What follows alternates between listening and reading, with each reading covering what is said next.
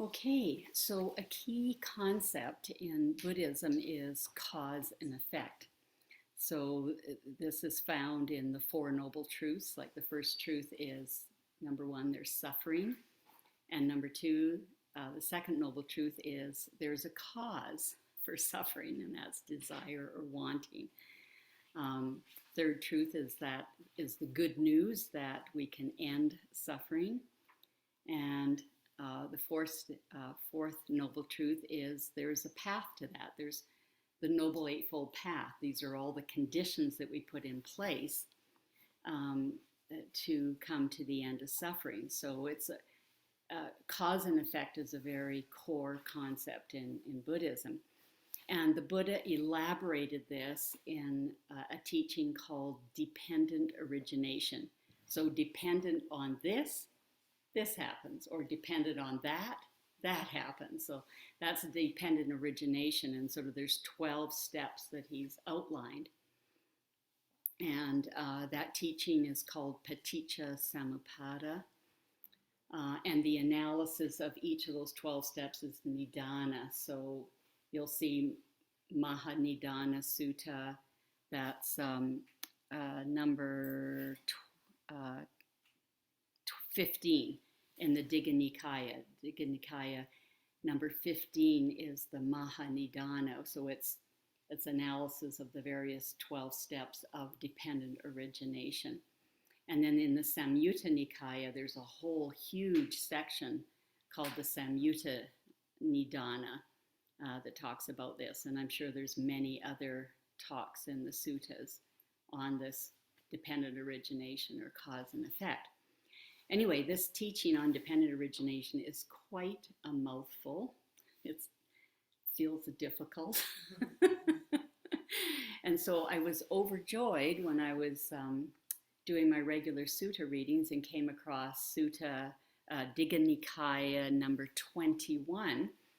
And it's sort of a shortened version, a 3-step version.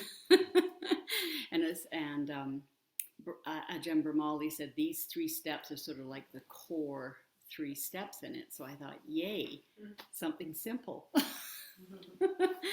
So the 3 steps are desire. So desire or craving arises in us.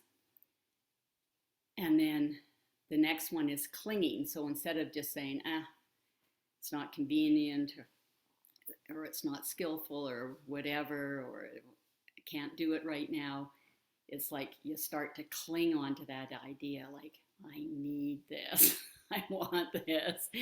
And so then you're strategizing about how to fulfill that desire. And then this leads to, the Pali word is bhava, and it's been translated as becoming or existence. But what makes most sense to me is just, this is sort of like the mental quality that arises, like after you have your craving arises, and then you cling to it, and then some kind of a mental state arises. So if you're thwarted in getting your desire, then probably anger or disappointment or sadness or something is going to be the mental state that is your bhava, your becoming. You know, this is how you've become. You've become angry or disappointed or sad. Or if you get your thing, then it's happiness. So that's sort of what's meant by bhava. Anyway, so Digha Nikaya 21 is Sakka's questions to the Buddha. So now Sakka is the god of the second heavenly realm. So in Buddhist cosmology, there's about, I don't know, approximately 30 different heavens, sort of depending on what kind of spiritual development you have when you pass away, which are the levels that you go into. So the second heavenly realm, sort of Sakka is like the head angel or the head deva or the chief god of this realm. And this particular realm is called the realm, just a minute, let me get this. I think it's the 33 gods. the gods of 33. So I guess under Sakka, there's 33 sort of angels or devas that are below him, and then there's all the Joe Blows that are in that particular realm. And in that particular realm actually has two groups of people that are below the gods of 33. There's sort of the group of people who are there, and then there's sort of a subgroup who are sort of servants to the main group, and they're musicians, and their job is to entertain, because heaven is sort of this. and the bottom 5 or 6 realms are the sensory realms. So you're just sort of rolling in all the sensory pleasures and these particular realms. The higher realms are sort of more spiritual, but these are the sensory realms, and so you get musicians. So they've made it into this heavenly realm, but they're sort of in the lower strata because they're the servants. They have to provide entertainment. Everyone else. So Sakka's the head honcho here, and he's sort of considered the god of the Brahmins. So the Brahmins were sort of the one of the major religions, I guess you want to call it, in India at the time of the Buddha. There were other religions like the Jains and other groups, but the Brahmins were sort of a major group, and so he's considered sort of their god. Now, one of the interesting things I learned listening to this sutta commentary by Ajahn Brahmali is that the suttas, which are the teachings of the Buddha that were originally handed down orally and then eventually were written down, at some point they sort of a narrative part was attached to them. So you've got the sutta, which is the teaching of the Buddha. So this is the core part, the important part. But then you get this narrative part, and it can be as simple as the Buddha was in Rajagaha and, at such and such a place, and he gave this talk. Or as in this sutta, it's a little bit more elaborate. It's giving this sort of background story of why did Sakka, the god of the Brahmins, come down and ask questions to the Buddha. He was like sort of Buddhist. He wasn't a Brahmin, wasn't even from the Brahmin caste. He was from the Katiya caste or something. So they have this whole background story, which starts with some human who died and then was reborn in this realm that Sakka was the god of. And this person was sort of singing the praises of the Buddha and just, anyway, inspired Sakka with all this sort of praise and talk about the Buddha. So the Buddha thought, I want to go down and, so Sakka thought, I want to go down and talk to the Buddha, find out about this. And so then he comes down, and what Ajahn Brahmali was saying is that probably this narrative story was added to the teaching of the Buddha because people were thinking they wanted, they were trying to sort of promote Buddhism. And so what better way to promote it than by saying, oh, this god of the Brahmins, he's interested in Buddhism. So if this god of some other, sort of spiritual sect is interested in our teacher, then maybe you should be interested. Anyway, he said most of these narratives maybe you can take with a grain of salt. The important thing is the sutta. So are those the commentaries? No, this isn't the commentary. This is the actual sutta, but there's 2 parts. The suttas, as they're written down, often have these 2 parts, the narrative part and then the sutta part. Okay. Yeah, and the narrative part, as I say, can be just as brief as the Buddha taught this in such and such a location. But this one had quite a bit more of an elaborate story. So Ajahn Brahmali figured that, over the years, this sort of got added to inspire people to study Buddhism. So, um, so Sakka comes down and he has these series of questions that he asks to the Buddha. And so the first one is, he's saying, everybody desires to be happy. Like, we all want to be happy. But we all end up doing these stupid things, like these unskillful things that, make us angry or sad or upset or whatever. Like, why do we do this? Like, why? We want to be happy. So why do we do things that make us upset? Don't make us take away our happiness. And so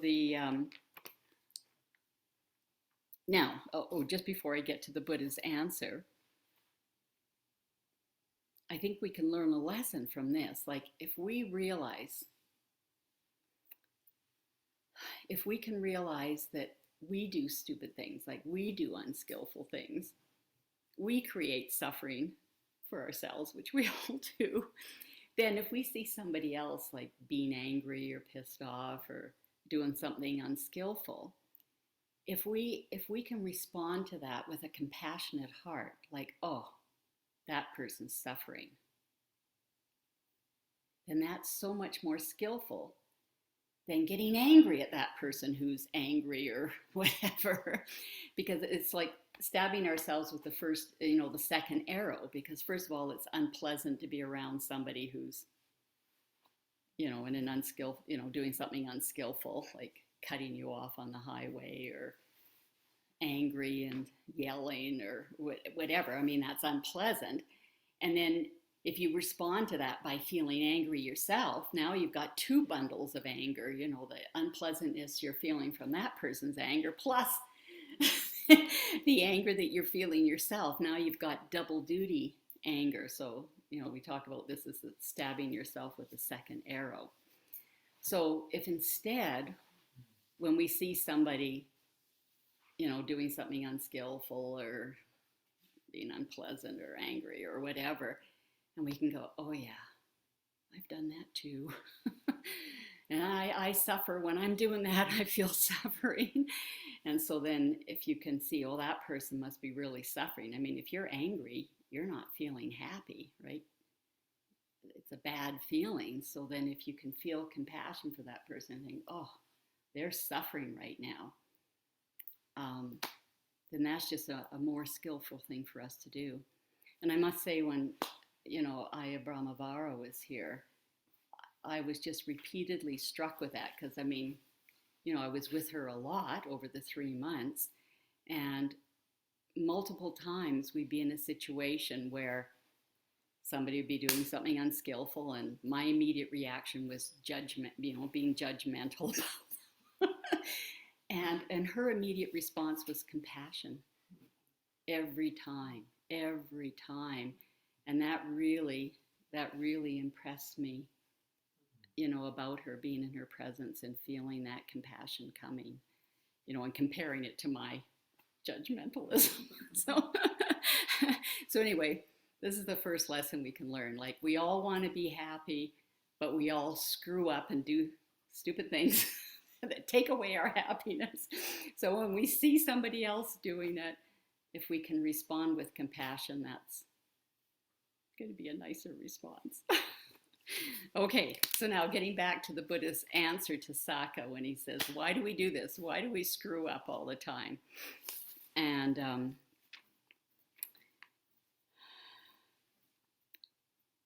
he says, it's because of envy and stinginess.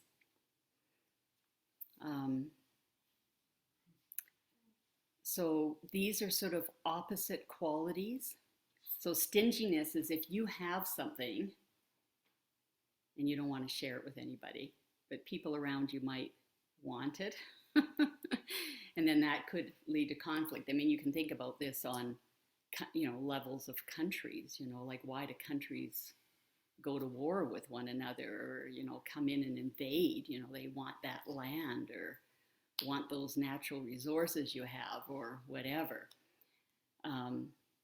So stinginess is you have something and you don't want to share it, but somebody else wants it. And then that can lead to conflict, especially, on political levels or But and then the opposite is envy. Envy is you see somebody has something that you would like and you don't have it, and you want it, and then maybe that can lead to some conflict. Certainly we can see this with 2-year-olds if they're playing together and somebody has a toy and the other one wants it. And maybe we still act like those 2-year-olds when we're adults. Okay, so he's saying it's because of envy and stinginess.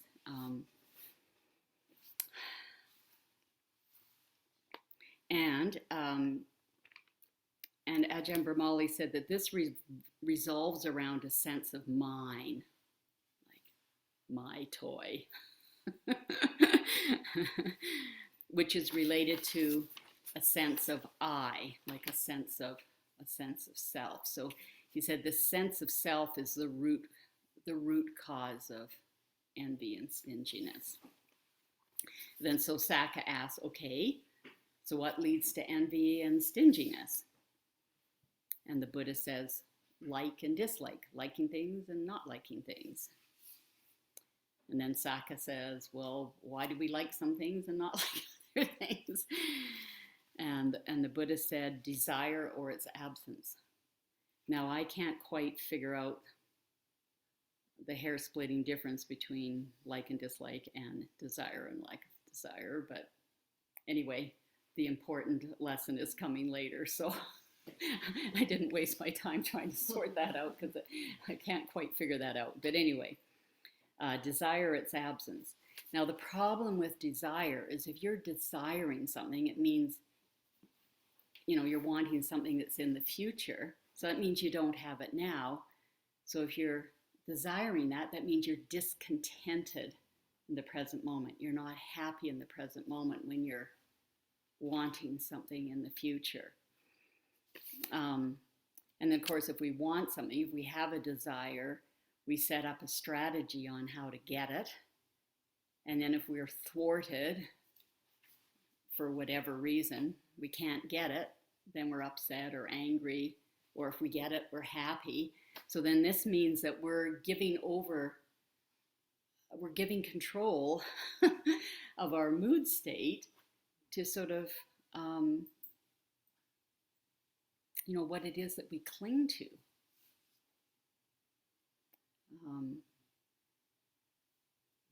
So that's kind of a sad comment that we allow that to happen. Anyway, then Sakka says, okay, what leads to desire? And he said, thinking. And then he says, okay, why do we think? And he said, the answer was sort of a distorted perception, that there is some kind of a solidity to this self that we have. Now, then the sutta does a little sideways jump. So it goes through those various whys, and then there's a little jump. And the Buddha mentions that there's 2 kinds of happiness. The happiness that we should pursue and the happiness that we should not pursue. And how do we decide? How do we decide what's a happiness we should pursue and what's a happiness we shouldn't? And to me, this is the core part of the core teaching of this particular sutta. It's our sort of take-home message that we can think about and work with. And he said, if pursuing that happiness leads to an increase in wholesome factors and a decrease in unwholesome factors, then that's something we should pursue.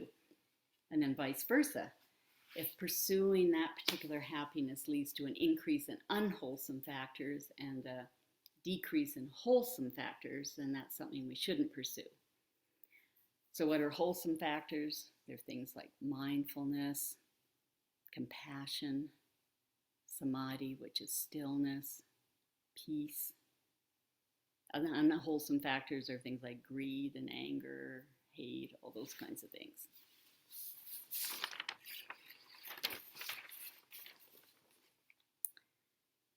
And then the Buddha went on to say that the happiness that is isn't accompanied by thinking is better than the kind of happiness that's accompanied by thinking.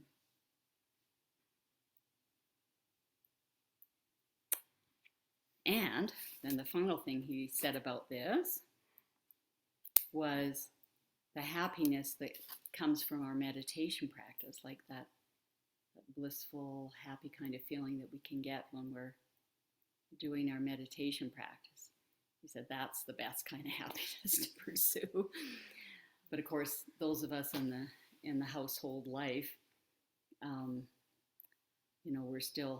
we still have our attachments to the sensory world, and I think it's only once you've developed some of that happiness, once your meditation practice is giving you that happiness, then that's when we can start letting go of pursuing the happiness in the sensory world. So until we're at that point, we can go back to that key teaching here, which is this happiness that I'm pursuing, is this sensory pleasure that I'm pursuing, is it leading to an increase in wholesome factors? Like, am I more peaceful? Am I more mindful? Is there this feeling of stillness? Am I more compassionate? Do I have more loving kindness? Or is pursuing this happiness just bringing up all these really negative kinds of mind states? And then the sutta ends by saying, so it started with like, what kind of happinesses should we pursue? And then we just sort of ask this question: are the wholesome factors increasing and the unwholesome ones decreasing? And then he just goes through the same thing with actions. What kind of behavior should we do? How should we act in the world? Well, if doing that increases wholesome factors and decreases unwholesome factors, then do it. If it's the opposite, don't do it. And then the same thing for speech.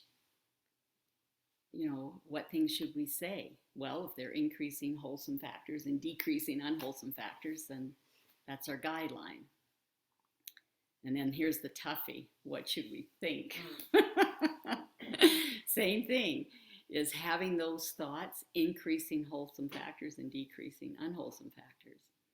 So I think that's the toughest. I think it's much easier to restrain our actions and our speech than it is our thoughts. But apparently this can be done. We just have to work on it. Okay, and another way to think about it: is this causing harm for myself? Is this causing harm for others? Is it causing harm for both self and others? So if it's doing that, then we don't want to do that action, make that speech, think that thought, pursue that happiness if that's what it's doing.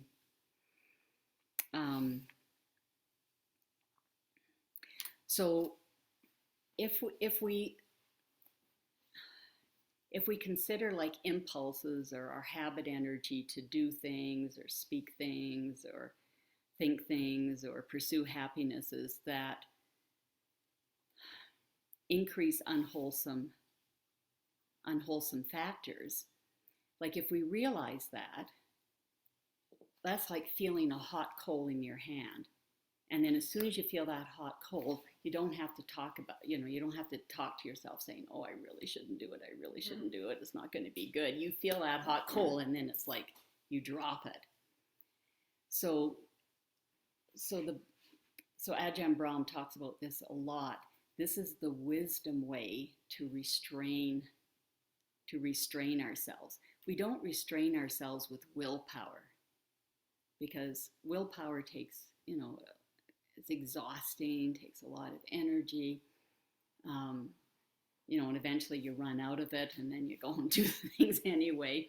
So you want to use this wisdom power. So this wisdom power is asking that vital question: is this increasing wholesome factors and decreasing unwholesome factors, or the opposite?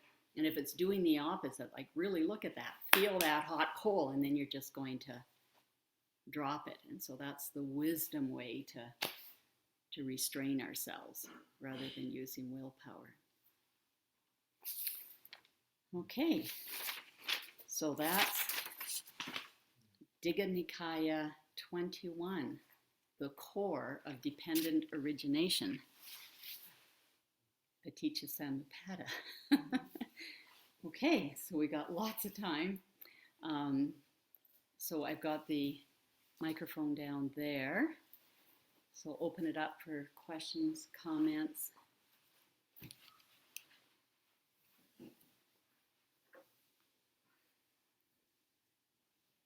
Could you just review the three you said?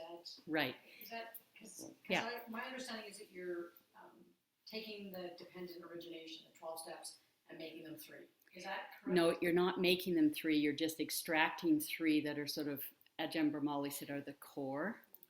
He said it's just the core. Okay. So you're not reducing them to three. You're just extracting the core.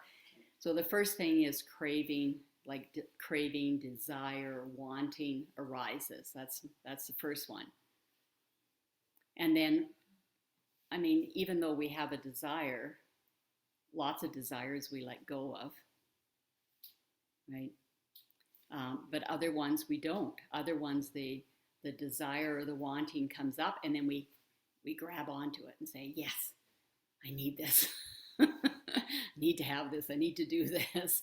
And so now we're into clinging. It wasn't just something arising. We've like grabbed onto it. So this is the clinging. And then from there becomes this bhava, this existence, this becoming. And Ajahn Brahmali described that as sort of the mind state that comes into existence because of the first two factors. So that's going to be changing, of course. You might eventually get your desired object and then feel temporary happiness, but before that there may be some stress or discontent or whatever as you're putting in the factors to get it. Like, who knows? So wanting, desire, that's step one. Step two is clinging, and step three is now coming into existence of some kind of mind state.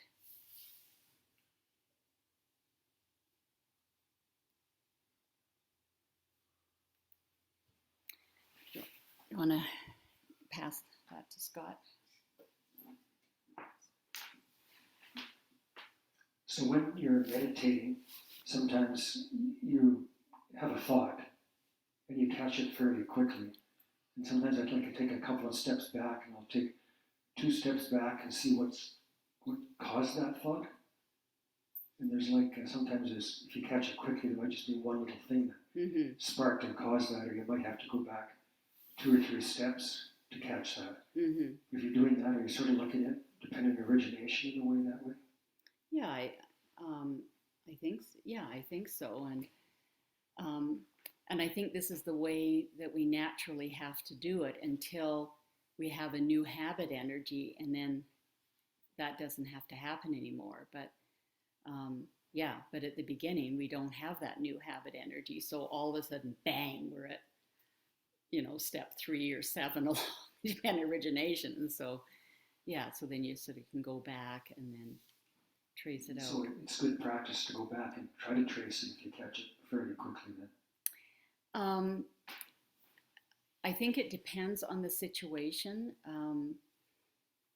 Like sometimes you can just immediately, like if it's just a minor thing, you can just and then right back into your meditation object. But I think especially if it's something that's recurring, then you may want to look at it more closely like that. So I think it just depends from, how persistent it is or how strong it is. But we're not going to do that with every little thing that comes up. Yeah. Does that sort of make sense? Yeah. Sandy, I have my brother just got his third cancer diagnosis in the last 2 years, and he's never been involved in the medical system before. So he phoned me last week, and they were trying to do an MRI, but he just totally freaked out, and they didn't do it. They couldn't do it because he was so freaked out. Yeah. And so he's telling me this, and also, and then this is going to happen, and this, and he's got a friend that has the same diagnosis, and it was hell for him, and everything went wrong. So that's going to happen to him, but he's 20 years older, and so it's going to be worse, and all this stuff. So I'm trying to talk to him on the phone, and he's not listening. Like, he's just catastrophizing everything that's happening and what might happen. So I had this strong desire to get through to help him, but to help him, he had to listen to me because I was right, So that kind of unglues, takes me back quite a way. So I did have the compassion, when I was talking about compassion and judgment, instead of making a judgment, you have the compassion to wonder what is happening to him. But I think I let go of the compassion at one point because I was so upset with him not listening to me. So I guess that's just muddling through my practice in life, I guess. Yeah. I think we can all relate to that. Yeah. Yeah. But that's good. You've now recognized it. Yeah. Yeah, and it's hard when your heart's quivering, that's what compassion means. Your heart's quivering, at the suffering of others, and there's such a strong urge to help, but if the person isn't open to it or whatever, then you don't want to change it from compassion to aggression. Yeah.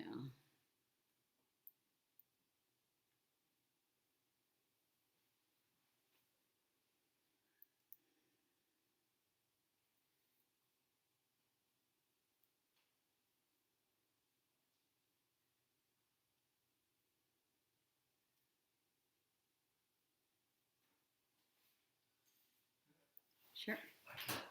I hope I can use the right words here, but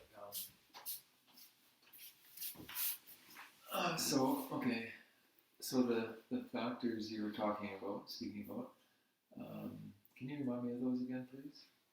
Desire, which is wanting, clinging, and then coming into existence of mind states.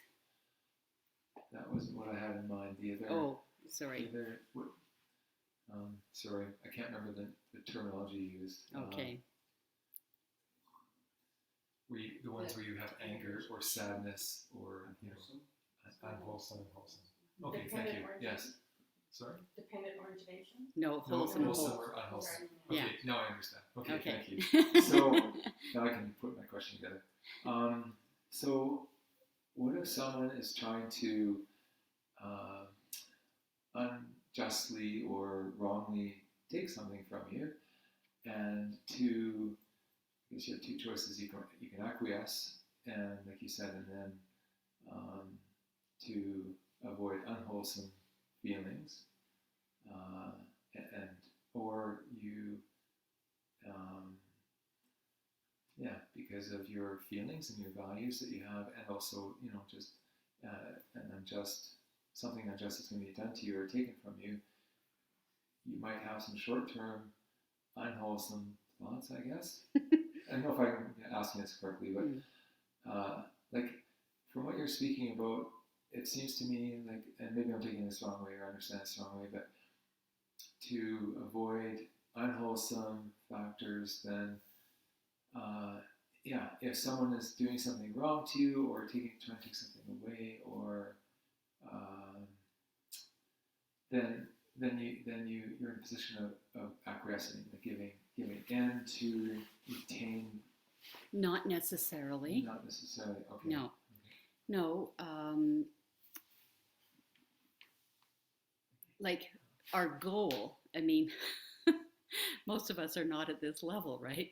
But our goal is, if somebody's doing something wrong with you, with equanimity, with equanimity, you want to say, no, sorry, this is wrong, or this is not proper, or whatever, or we can ask somebody to leave, or there's all kinds of things we can do. Yeah. And our goal is to be able to do this with equanimity, like not joining them. Like, they're doing something negative to us. We don't want to sort of join in the negativity.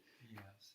And so, this is what we're striving towards, but certainly we can set limits and ask people to leave, or we can leave, or just say this isn't proper or whatever, but doing it with as much equanimity, not with anger or hatred. Yes. Yeah, so maybe not to be, if I understand you correctly, then to act not in reactivity, but just in compassion, but equanimity. Yeah. Just think about, like, do you have children? Yes. Yeah. So think about what you had to be as a parent, right? When, how you had to act towards them. Like, your children might be doing some really negative things at times. Well, you don't hate your child, right? Yeah. You understand that they're young, they don't know yet, or whatever. And you treat the situation with as much equanimity as you can. Yes. Yeah, so it's the same thing. It's like, these are grown up, but they're still children, they're still doing these. They don't haven't figured out how to do this better or whatever. They haven't figured out a better way to share toys, like they're, Excellent. Thank you. Yeah. The children one is a good example. Yeah. I understand that one. Good.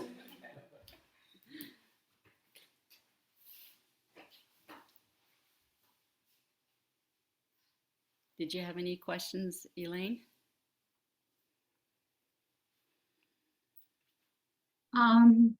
Not a comment, like, this is very helpful.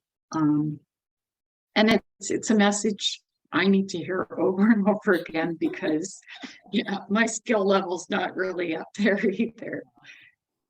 Yeah, I think it's a message we all have to hear over and over and over again.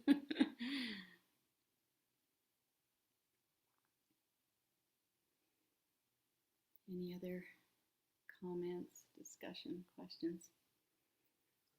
Yeah, Scott. I just remember what you said at one point there about contentment. Mm-hmm. And remember Ajahn Sona saying one time when you and I went to the monastery that time, he said that a way to measure your progress in meditation, if you're looking back over many years and sometimes you don't think you have not much happening sometimes, he said, are you more content now than when you started? Because that's one of the biggest measures of how your practice is going, is are you content if something happens and the holiday falls apart? Are you okay with that? Yeah. Are you content with what you got and all that kind of stuff? Yeah. Yeah, thanks for that. That's beautiful. Yeah.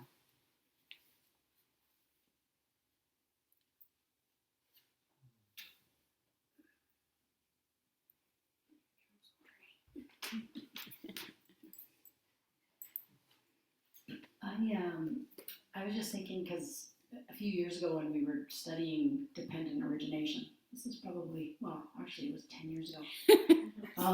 I just had a hell of a time with it. It was the most foreign concept that I could imagine in Buddhism, and I just could not get it. Until I just did a real life situation where I wrote down all of the 12 things that actually happened.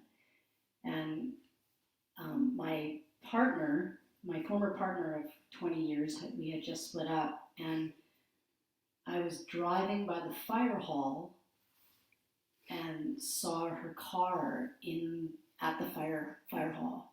So it was, I can't even remember the color now, but let's just say red. Yeah, red. Good. It was at the fire hall. And I just went through this. I went home and wrote all of these 12 steps down that actually happened to me. This desire arose for not wanting this, and then craving and clinging it for to be otherwise, and then how it affected my mind state. And so it was really interesting to just do a real life, a real example of what it looked like. And I just went through it, and I actually laughed at the end because it just took me on this journey.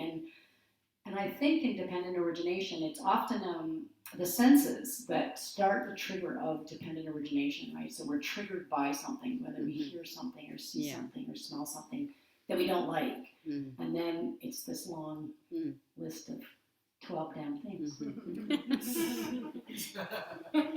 So maybe we should do that. Maybe we should do an evening on dependent origination and have everybody figure out scenarios for their own life to help us really understand it. Yeah. Great. Let's do that. But then I think it's just stopping it at the sense. Is that not what it is, dependent origination, where you actually stop it at the sense? So as soon as you see something, don't let yourself go down that path of all of those things that it involves in the body. Yeah, so Elaine, what Corey was talking about was sense restraint. Yeah, to stop yourself from completing the unskillful path. And we learned tonight how to do sense restraint with wisdom, not with willpower. Looking at, are we increasing the wholesome factors and decreasing the unwholesome factors? Yeah. Yeah, so I think that might be a good idea. What we could do is I could go over the 12 steps. Everybody could go home, and then the next week could be a sharing week, and everybody could share their scenarios. Did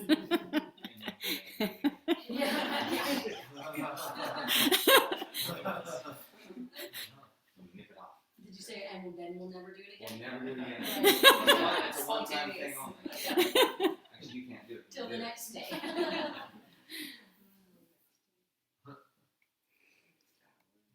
Okay, anything else? I had a little extra thing I was going to add. If there are no other comments? Okay, so let me just find this. Dhammika sent me an email of a little writing that Ajahn Jayasaro had done.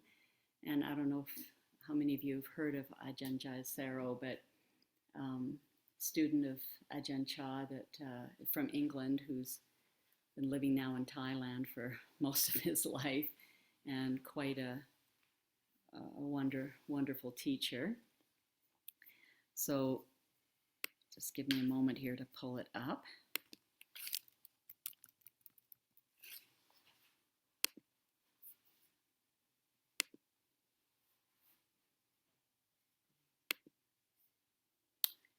Okay, I'll read it out because it might be hard, but I can also screen share it. It disappeared and came back. Get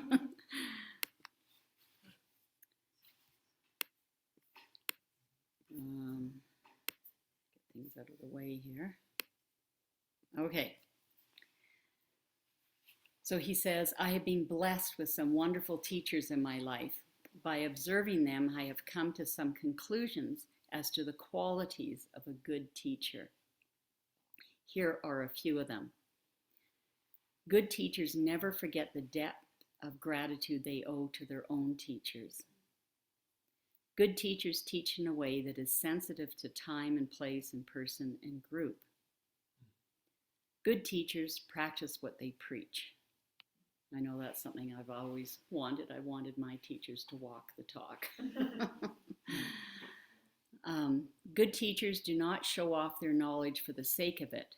They dispense teachings that will be of most benefit to their students in the same way that doctors dispense medicine to their patients.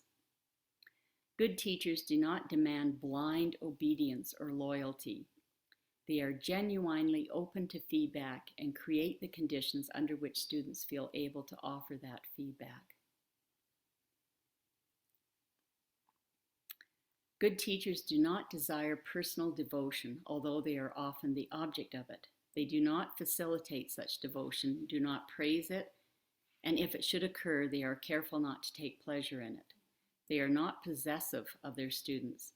Under no circumstances do they take inappropriate advantage of a student's devotion to them. Good teachers do not raise themselves up by putting down other teachers, traditions, or meditation techniques. They do not promote the view, quote, only we are right, everyone else is wrong, end of quote. Quote, only we have the profound teachings, everyone else's is shallow, end of quote. Good teachers give us the confidence and means to teach ourselves and finally become independent of them. So I thought that was a nice list there. Can you send that to me? Very relevant to coaching. Is that right? What I do. Okay, so I coach coaches, I'm just like that. so stay after the meeting and remind me, because I have a poor memory. So. Okay, I'll just grab my book for the closing.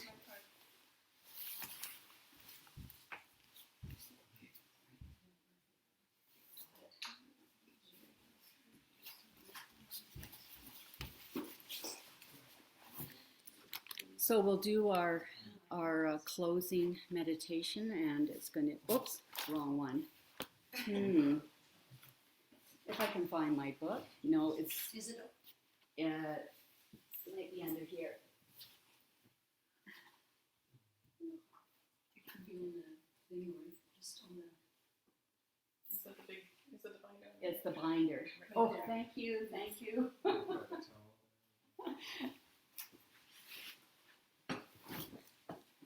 Glad somebody has good eyesight. We use it. Okay. Excellent.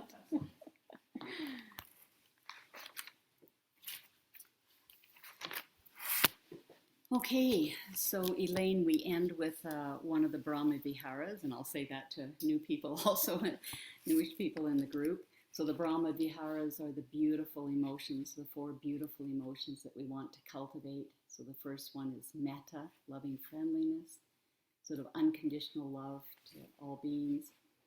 Second one's karuna, compassion. That's what we talked about tonight, the quivering of the heart when you see suffering in others. The third one is mudita, being happy for the happiness of others or happy for when others perform good deeds, sort of sharing their joy.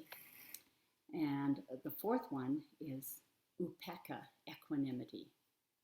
And we talked about equanimity tonight. So first of all, bring to mind a neutral person. Maybe somebody you pass in the street, a clerk in the store, somebody that you don't have love for or hate for, just a neutral person. And then direct these phrases to them. You are the owner of your karma. Your happiness and unhappiness depend upon your actions, not upon my wishes for you. I care for you as a suffering human being, but I cannot keep you from suffering. I wish you true happiness, but I cannot make your choices for you. Now think of someone who's been very supportive to you and send the phrases to them. You are the owner of your karma. Your happiness and unhappiness depend upon your actions, not upon my wishes for you. I care for you as a suffering human being, but I cannot keep you from suffering. I wish you true happiness, but I cannot make your choices for you.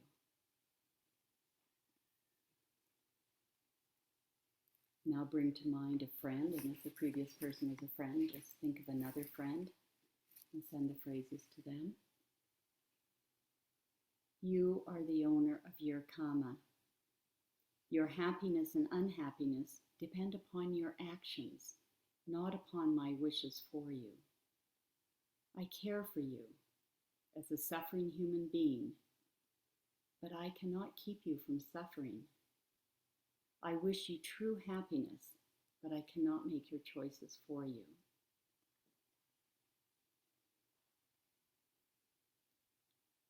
Now think of a difficult person. Someone you have a difficult relationship with. Send the phrases to them. You are the owner of your karma. Your happiness and unhappiness depend upon your actions, not upon my wishes for you. I care for you as a suffering human being, but I cannot keep you from suffering. I really wish you true happiness, but I cannot make your choices for you.